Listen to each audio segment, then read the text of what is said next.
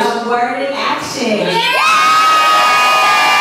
Anything that is connected to the name Good News, I want to be a part of it. Because that's what I'm a part of. Sharing the good news. That the metropolitan area of Detroit is a jewel. And it's a jewel to God. Not just to man, but to God. And as you all were speaking about it being the second largest African American population here in the city of Detroit, God blessed me to understand that the city of Detroit has been known as murder capital, Motor City, Motown. But the Lord began to speak to me about the city being called Miracle Station, that people call Generation X, that God said would be Generation Next. Right, and that's important. It's getting into the youth, and that's one thing I noticed. A lot of businesses, a lot of different organizations you see now in the city of Detroit.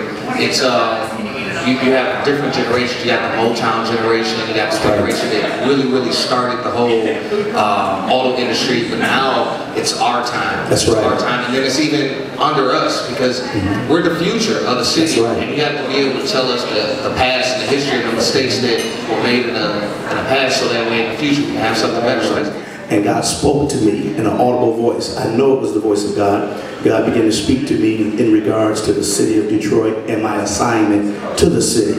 And I heard him say that I've called you to be a voice in the city for me. And the first thing I said is the city of Detroit does not need another church. And God spoke to me and said, don't tell me what I have. Always played a part.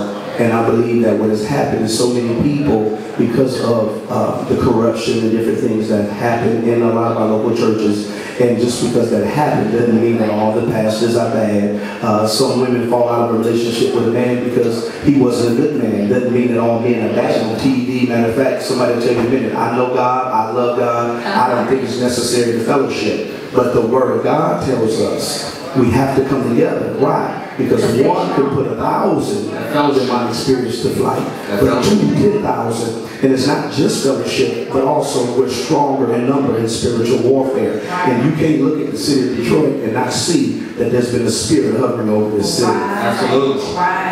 You can follow Pastor Langston on Twitter.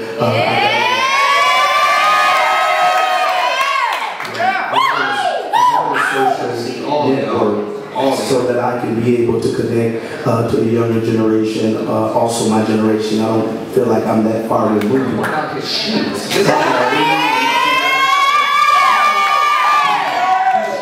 That's what about this. We also are called the Banter City. Now you know it's not right. It's not right if I come downtown Detroit, right across from City Slicker, and we gonna talk afterwards.